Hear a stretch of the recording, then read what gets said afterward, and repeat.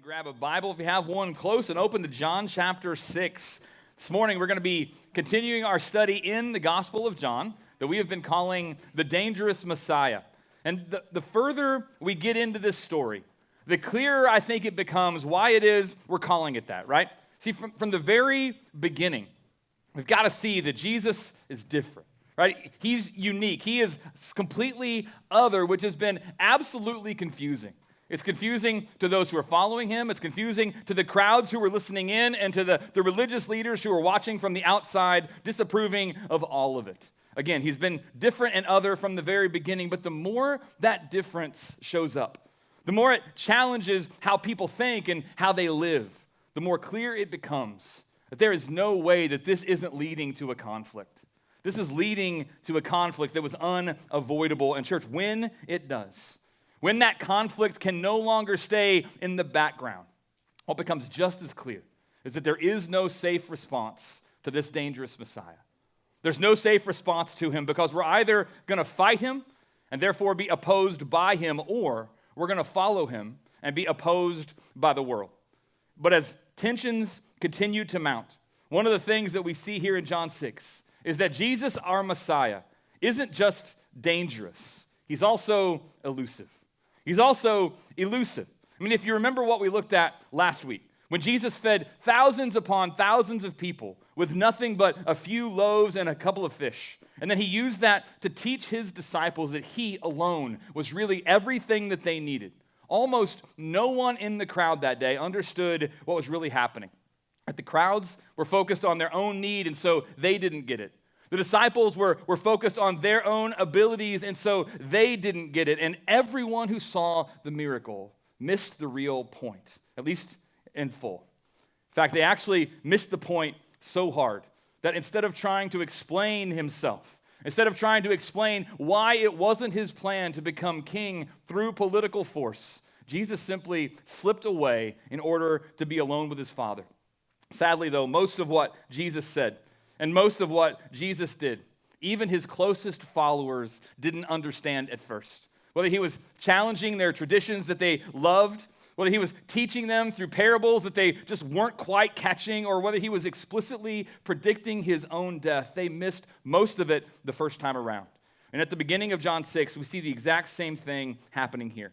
See, his disciples simply could not have understood why Jesus wasn't going to take the kingship by force. They couldn't understand it. They weren't able yet to see why, to really understand the reasons. And so, because they couldn't understand it, Jesus didn't spend time trying to explain it to them. Instead, we're told in John 6:15, he simply withdrew again to the mountain by himself. What we need to catch here, though, is that Jesus is always at work.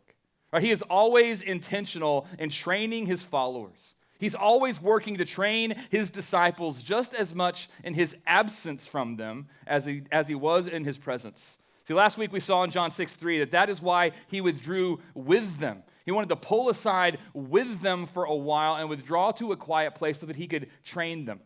But we also see here in John 6:15, that's why he withdrew from them. It was all to train his disciples and to teach them to trust him, even when they didn't understand what was happening, even when things got difficult, even when it was hard.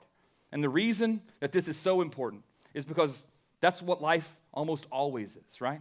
Life is always hard, and even when it isn't in a moment, we know that it's about to get that way.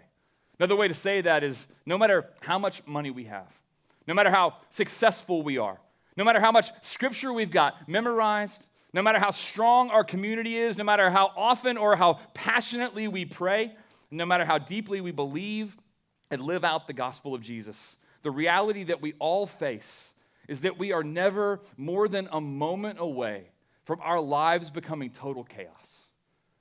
We're fragile beings living a fragile life, and we are never more than a moment away from our lives becoming total chaos no matter who we are. Whether it comes through that phone call that brings the bad news, whether it comes through a misunderstanding that threatens even a lifelong relationship, or whether it comes through 1,000 other things that we never see coming. What John wants to show us this morning is that Jesus does see it. Jesus does see it coming, and not only that, He's got a plan to work through these life-transforming moments in order to give us more of his grace and to show us more of his glory as he teaches us to trust him, even when we don't understand what he's doing. See, life feels chaotic when we don't understand what's happening, because when we don't understand it, we can't continue to pretend that we're in control.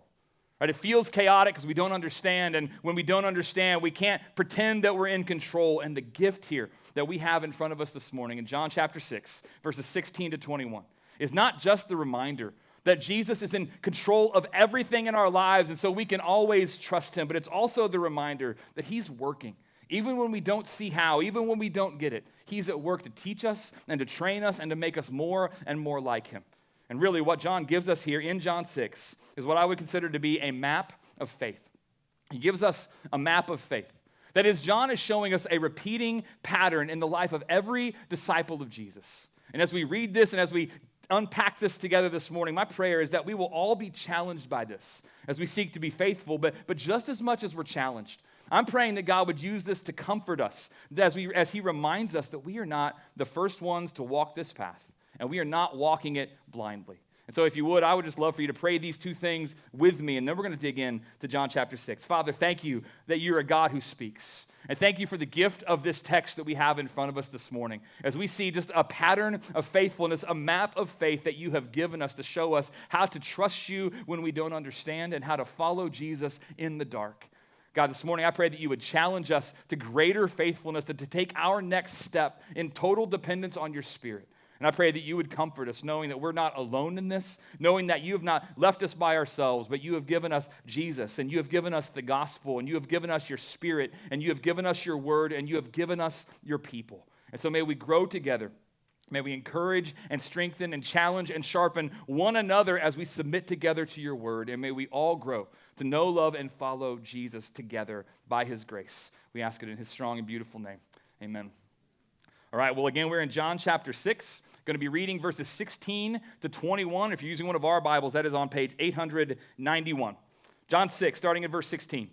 John says that when evening came, Jesus' disciples went down to the sea, got into a boat, and started across the sea to Capernaum. It was now dark, and Jesus had not yet come to them. The sea became rough because a strong wind was blowing. When they had rowed about 3 or 4 miles, they saw Jesus walking on the sea and coming near the boat, and they were frightened. But he said to them, "It is I, do not be afraid." Then they were glad to take him into the boat, and immediately the boat was at the land to which they were going. All right, like I said, this is really what I would consider to be a map of faith. But we never just show up in the middle of a map, right? We never just appear someplace on that map and then try to figure out where we are unless it's some sort of a sci-fi movie. Now, something always leads us to where we are, and in this case, that's the context that we see in the first 15 verses, which we looked at last week. If you remember at the beginning of this chapter, John chapter 6, the Apostle John told the story of an incredible miracle that showed the true power of Jesus over everything that he had created. But since the people, in a mix of selfishness and ignorance, want to move forward quickly and make him king by force, and since even his own disciples didn't really fully understand what Jesus had come to do, John tells us about Jesus in verse 15, that he withdrew again to the mountain by himself. He withdrew again to be alone. It's against that backdrop then that John gives us his map of faith, the map of faith. And as we're going to break it down this morning, this map includes 6 steps. You can think of turn-by-turn directions that you get on Google Maps or Apple Maps, whichever kind of person you might be. But only this map includes even some common misdirects, right? Some common mistakes, some common wrong turns that we take along the way because we are all in process. And none of us do all of this perfectly. Again, as I think this ought to comfort us when we see it in others, especially in the disciples as they were first wrestling with how to understand and what it really meant to follow Jesus. Because this is a reminder here in John 6 that we're not the first ones to fight these battles. But as well as comforting, it should also be a challenging text for us. It should challenge us to press on. It should challenge us not to give up when things get hard, because we know that victory really is possible in the power of the grace of God. And church, that powerful grace is exactly what we need every time we find ourselves in the chaos of life. We need the grace of God more than anything else when life gets chaotic. As I mentioned before, this chaos can happen in a moment. It can happen for so many different reasons, but part of it is always that we simply don't understand.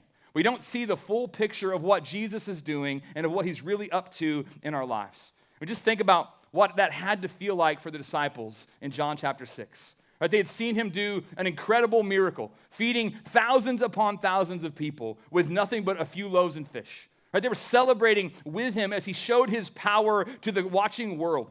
They were enjoying the momentum that was strong and their spirits were high. And then, in a moment, he was gone. They didn't know where he went. They didn't know what happened. He just disappeared. He didn't tell them where he was going. He didn't tell them what he wanted them to do next. He just withdrew, and they felt like they were all alone. They didn't know what to do next. Again, they didn't understand, and so it felt like total chaos for them. And what we learn as we explore this map of faith is that Jesus doesn't withdraw here so that he can teach them to make it on their own. He doesn't do that for us either. He never withdraws the feeling of his presence so that we can learn to make it on our own. No, he does it in order to teach us to trust him, even when we don't understand. See, what is unknown to us is always known to him. What's unknown for us is not unknown to Jesus, and because of that truth, because he is both sovereign and good, we shouldn't just be thankful for the things that he's already done because we can start to see how he's working through those, even the hard things. But it also means that we should trust him for whatever he's going to do next, no matter how it might feel for us when he does it. Right? Another way to think about that is that trust is really just thanks in advance. Trust is a commitment to thanking God no matter what comes next for what he's done because we know his character and because we are sure of his love. Because even though we may not know the future, church, we do know the Lord of that future. And as we saw last week, he is more than enough for every single one of us.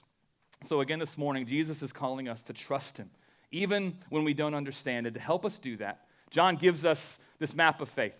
After Jesus withdrew then in verse 15, we see 6 steps starting in verse 16, or 6 stages on this map. I'm going to lay them all out, and then we're going to kind of walk through them just one by one here. But step 1 is routine.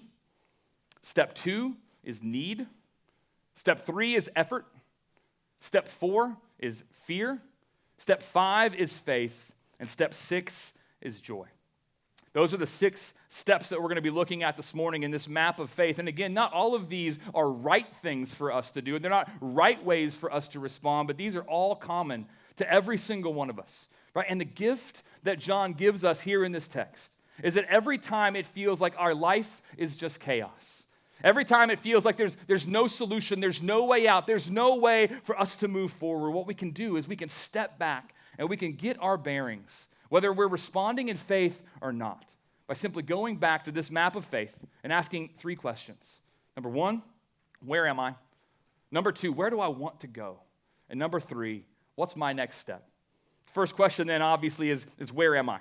Where am I? And no matter how deep our faith is, no matter how long you may have been following Jesus in your life, any one of us at any time in our lives can show up at any point on this map that we're looking at. In fact, these aren't signs at all of a rebellious heart necessarily, but instead, they are reminders that all of us, every single one of us, again, no matter how strong our faith is, no matter how long we've known Jesus, we all still need him, and we are all still in process. We are all still tempted with the same things, and we all still fight the same battles.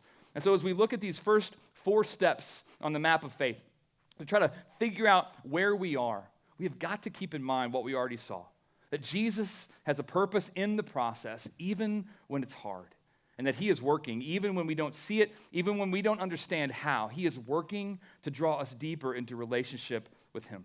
To really get it, though, to really receive what he has for us in these most difficult processes, we've got to start by just being honest about where we're starting, about where we are right now. And the first possibility that John gives us here is routine. Step 1 on our map of faith is routine. If you would look again at how we see this in verses 16, 17. John tells us that when evening came, his disciples went down to the sea, got into a boat, and started across the sea to Capernaum. Now, as John sets up the rest of this story, right, he starts this map of faith in the exact place where most of us live most of the time. mean, think about it. Jesus' disciples had just seen him working in ridiculously powerful ways and doing some amazing things. They'd even gotten to be a part of it. It was no doubt a mountaintop experience for them. This is a high point in their spiritual lives. And then, later that same day, it was right back to business as usual. They were right back in the normal flow of life. We see here that they didn't have any instructions about what to do next, and they didn't have any idea what Jesus was doing next, or even where he was going, or what he wanted them to do, or where he had gone. And so what do? Well, what we see here is that they simply lean into their routine. They lean in to what's familiar. They got into a boat, which is a familiar activity for this group because it was made up at least largely of fishermen. And as they participate in this familiar activity, they go back into a familiar environment as they start across the sea, and ultimately they head to Capernaum. It was a familiar purpose for them because Capernaum was home. It was either home for these people individually, or it at least was functioning as home base for all of them as a group at that time in the ministry of Jesus. In other words, they did what they knew, where they were comfortable, for the same reason they always did it. They got in the boat, they went out to sea, and they headed home. They did what was familiar. It was safe. It was routine. And again, that isn't necessarily a bad thing. But church, what we have to watch out for is that if we're not careful here, what feels so safe emotionally can actually become dangerous spiritually for us if we let that shift our focus off of Christ and onto our circumstances. A lot of times, though, we don't even realize that that's happened until we get to step 2 on the map, which is need. Step 2 on our map of faith is need. Picking up in the middle of verse 17, John says, "It was now dark, and Jesus had not yet come to them." Now, this is clearly a mix of some foreshadowing, right? Some symbolism, as well as just a simple description of their situation because it was the middle of the night. Remember, John, who was writing this, was there on the boat. He was present when all of this was happening as he looks back years later and records this story so that we can learn from it. What he's telling us is that the darkness of the night was just a glimpse. It was a snapshot. It was a metaphor for the darkness that was really being experienced by the disciples in their minds and in their hearts. And they didn't know what Jesus was planning. They didn't even know where he was. They didn't understand what had just happened around them. And while they were doing their best to make their way forward, what little information they did have, they deeply felt how in the dark they truly were. And to make matters worse, that is when the storm comes. That's when the storm comes. When they don't understand what's going on, when they're walking in the dark, when they're flying blind, that's when the storm comes, which brings us to our third step, which is effort. Step 3 on the map of faith is effort. Continuing in verses 18 and 19, John tells us that the sea became rough because a strong wind was blowing. When they had rowed about 3 or 4 miles, they saw Jesus. Now, I don't think there's anybody here in the room this morning that can't relate to exactly what the disciples were walking through here, right? I mean, how often does it feel like everything in life is just piling up on you? How often does it feel like it's when you're already struggling that things just seem to somehow always get worse, that something else always goes wrong when I just can't take one more thing coming at me? How often does it feel like the chaos of life comes crashing down around you when you're already confused and when you're already feeling distant from Jesus in the first place? Church, if that's not how you're feeling right now, if that's not how you came in here feeling this morning, then my guess is that you don't have to go all that far back in your memory to grab a time pretty recently where you did feel exactly like that. And what do we do? That's the question. What do we do in those moments? What's our reaction in these situations? What do we tend to do in these times? Well, we usually do the exact same thing that we see the disciples doing here in our text. We think, okay, now it's time to get to work. I've got to fix this. See, when the sea became rough and the wind started to blow, they did the only thing that they knew to do. They started rowing, and they were at it for hours, John tells us, just to get a few miles. In other words, they gave it their very best effort. And what we have got to keep in mind is that these guys were professionals. They were at the top of their game. They were the best in their field, at least some of them were. And if anyone knew how to navigate the storm, it was going to be these fishermen. They were used to the sea. They were used to the storms coming up. But still, even for them, that night in particular, their best efforts simply were not enough. They weren't going to be able to make the progress that they needed. They weren't going to be able to fix this on their own. And in that moment, what they really needed was Jesus. And what's so interesting here is that when he comes, they were so caught up in their need, and they were so focused on their effort. They were so focused on themselves and what they were trying to do that they didn't even recognize him when he came to them. Which leads us to the next step on our map, which is fear. Step 4 on our map of faith is fear. Verse 19, John says that they saw Jesus walking on the sea and coming near the boat, and they were frightened. Just let that sink in for a minute, right? Jesus comes to them in the middle of the storm, and he comes to them walking on top of the water. Right? He couldn't have made it any more clear that he's in control of the very thing that they are most desperately afraid of right then in that moment. And yet, instead of rejoicing in his presence, instead of embracing what he came to do, they got even more afraid. And why? Well, it's because they didn't recognize him. They didn't really realize that it was him at all. See, they hadn't yet seen the full picture that Jesus is Yahweh, that he is the Lord of heaven and earth, and that as Lord, Jesus is able to both deliver us from everything that we fear, but he is just as strong and just as powerful and just as able to deliver us through those fears, even using our darkest moments as a way to draw us close, to teach us to trust him and to make us more like him.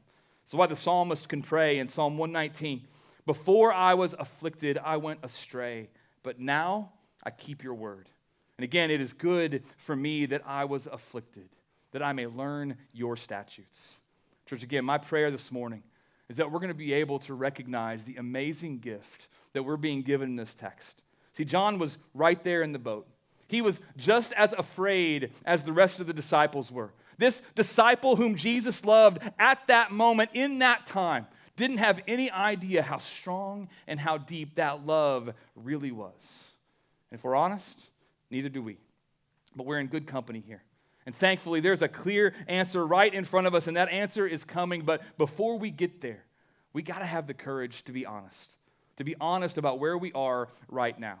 Again, with any map, before it does us any good, we've got to know not just where we want to get to, but we've got to know where we're starting from, where we are right now. So I would just ask you this morning, where are you? Are you in your routine? Are you in your routine? Nothing really all that good or all that bad. You just wish that Jesus felt a little bit more real. Are you in routine? Or maybe you're in the place of need, where you just don't know what to do or even what to ask for help with. You just know, I need something. I don't even know fully what it is. Maybe this morning you're stuck in a place of effort, where you're convinced that it's completely up to you, that it's all on you, that you've got to fix the messes in your life. Or maybe you've moved to fear, to that place of fear because you're struggling to understand that Jesus has a purpose and you're struggling to recognize his presence. Wherever you are right now this morning, though, what I want you to see here is that you're not alone and that you are not stuck. You don't have to stay there. See, Jesus promised that he was never going to leave us. He promised that he's never going to forsake us, and his people have been struggling to believe and put that into practice for over 2,000 years now. But if we're ever going to make headway, if we're ever going to make progress, if we're ever going to really believe and put this into practice, it all has to start with us being honest about where we actually are right now, so that we can fight our routine with Jesus' purposes, so that we can meet our need with his provision and not with the things we try to do, so that we can fight our own self-effort with his promises, and so that we can fight our fear with his presence. See, no matter what we're walking through right now, we have got to be willing to ask, where am I? And we've got to remember that no matter where it is, no matter how we answer that question, Jesus Christ is right there with us.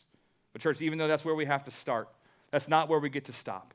Because on a map, a starting point doesn't do us any good unless we have a clear destination. And so the next question that we've got to ask is, where do I want to go?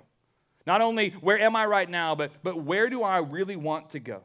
Now, if you're paying attention, you're going to notice that we're going to skip over verse 20, but for just a moment, I promise we'll come back. And if it helps, I'm going to leave a place for that in step 5, right? We're not going to talk about that either yet. So it's going to be a little weird. We're doing step 1, 2, 3, 4. We're going to hit step 6, so we'll come back to step 5. But right now, we're going to jump ahead to verse 21 and to step 6 on the map of faith, which is joy. Step 6 is joy, and we see that in verse 21, where John tells us, then they were glad to take him into the boat, and immediately the boat was at the land to which they were going. Now, there's some room for discussion here in this verse, right? Because it's not fully clear to us whether or not his immediate arrival on land in the boat, whether or not that John means for us to take that as another miracle, as another kind of time-space miracle of Jesus flexing his God muscle and saying, look what I just did. Right? We don't know if it's another miracle or maybe just the way he framed it in the text. We're not sure of that. It's also not so clear how long they kept rowing before Jesus got into the boat. But what is crystal clear here is that when they looked to Jesus, when they really saw him for who he was, his presence is what gave them joy. And church, that was all that mattered. His presence was enough for them. All that mattered was that he was now with them, and that's what brought them joy. Yes, this time he did give them this good gift of resolving their felt need. Similar to how he met the needs of the hungry crowds in the previous text at the beginning of John 6, but that's not where the joy comes from. And we've got to see that here, right? That's not at all where the joy comes from, because John tells us instead that they were glad to take him into the boat, catch this, before the storm was stilled, before they were safely back on land. They were glad first, and then the resolution came. They weren't glad because they got what they wanted. They were glad because they got Jesus. And what that has to make us wonder is what could possibly make this kind of difference in these men's lives? What could make such a drastic difference? How could these disciples have moved from self-focused effort and fear 2 verses ago to Jesus-focused joy and peace when the storm was still raging, as strong as it had been before, and when the chaos was just as in their face as it had been the entire time? Well, it wasn't a change in their circumstances. Church, it was a change in their hearts. It wasn't a change in their surroundings. It was a change within them, and that was a change that they simply could not make on their own. Now, they needed Jesus to make this change in them and for them, and the way that he did it was by using all those things we've looked at so far. He used their familiar routine. He used their desperate need. He used their futile efforts and even their debilitating fear in order to teach them just how much they needed to trust him in the middle of the chaos, especially when they didn't understand how he was working. And we know that his methods were effective here because terror and frustration finally give way to joy in the presence of Jesus while the storm is still raging. So what happened in the disciples? More importantly, how can we follow their lead? What is it that happened in them, and how can we follow this example? Well, if we really want joy in Jesus to be enough for us, no matter what chaos our life may throw at us, how do we break free from the effort and from the fear that seems so often to hold us captive and to keep us back from experiencing the joy that Jesus offers? Well, the answer to that question brings us back now to step 5 on our map, which is faith itself. Brings us back to step 5, which is faith. And I guess it shouldn't surprise us, right, that faith is the key step on what we're calling the map of faith, right? But as we look at verse 20, what we see is that when we are stuck in effort, when we are stuck in fear, we don't see beyond our need, and we are wondering what our next step ought to be. The answer is always the same, right? Jesus is calling us to trust him even when we don't understand. He is inviting us to find real joy through full surrender. And church, that joy can only come through faith. That joy can only come through faith. At the beginning of verse 20, John tells us simply that Jesus spoke to his disciples. He simply calls out to them. He speaks to them in the middle of their fear, in the middle of their best efforts to do what they think is necessary. He simply speaks and they listen. He spoke and they listened to him. And then, after he had their attention, he identifies himself. He says, "It is I." And as he declares who he is, as he identifies himself, they believe him. And then finally, Jesus gives them a simple and clear command. He tells them, do not be afraid. Do not be afraid. He doesn't give them an option. He doesn't invite them into a discussion about whether or not their fear is reasonable. There's no need for a conversation here. There's no debate to be had. There was simply nothing to fear because now Jesus had showed up. And so he commanded them simply to lay it down. And what they do is they obey. They say, "Yes, Lord," and they lay it down before him. Jesus spoke and they listened. Jesus promised and they believed. Jesus commanded and they obeyed.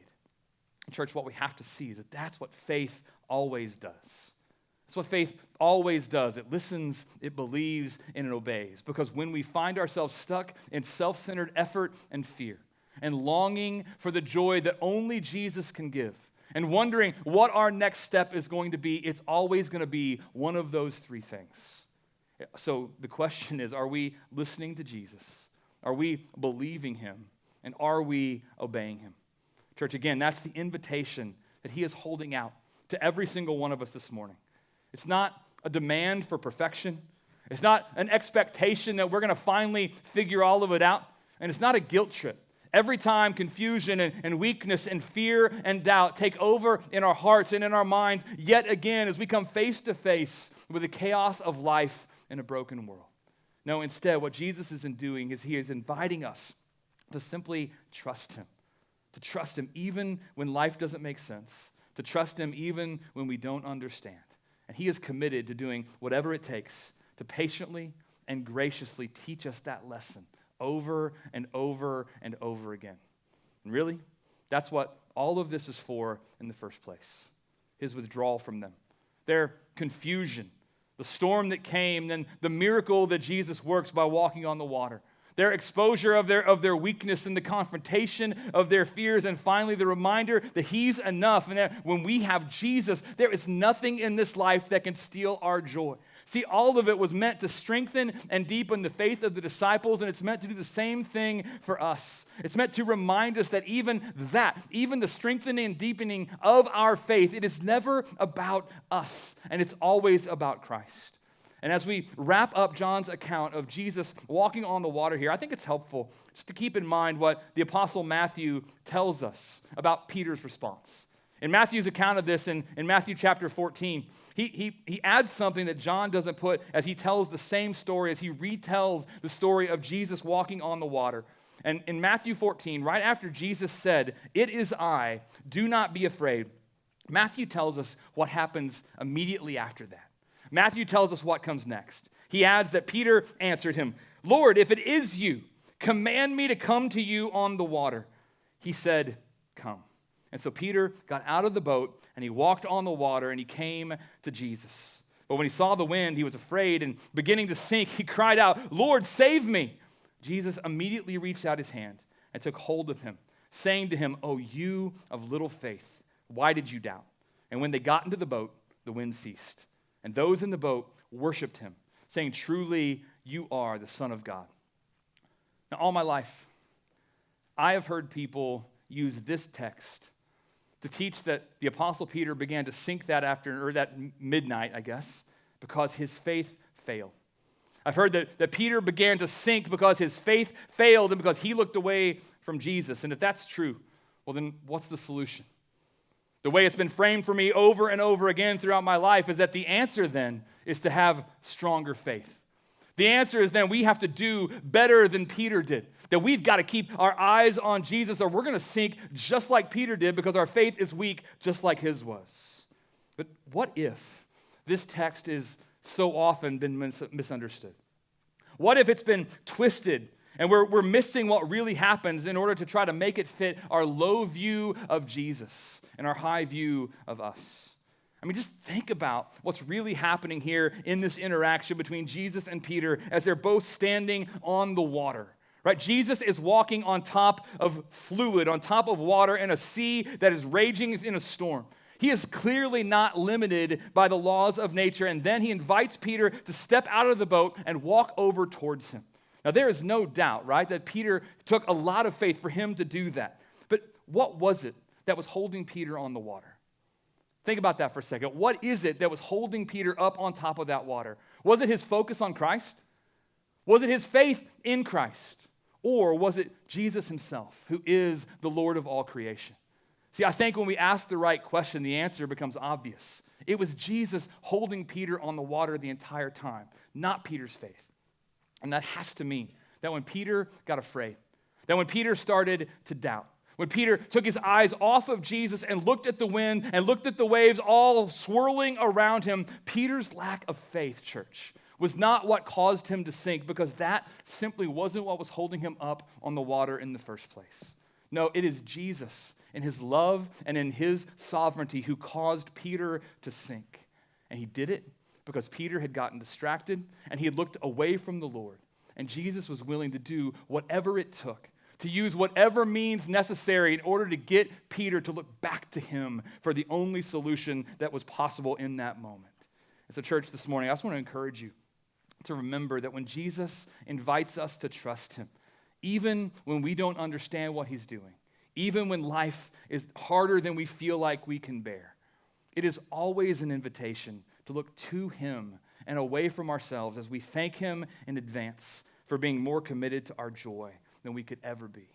And this morning, as the band comes back up, as we prepare to respond to the word of God together, I just want to challenge you to use this map of faith that John's giving us here in this text. And I want to encourage you to ask yourself the same three questions that we have been considering all morning, to really wrestle with these things, to ask yourself, where am I? Am I in a place of need or just routine? Am I in a place of effort where I feel like it's all on me? Am I in a place of fear where everything seems like it's crumbling down around me and nothing seems to be going well and I don't know where to turn and what to do?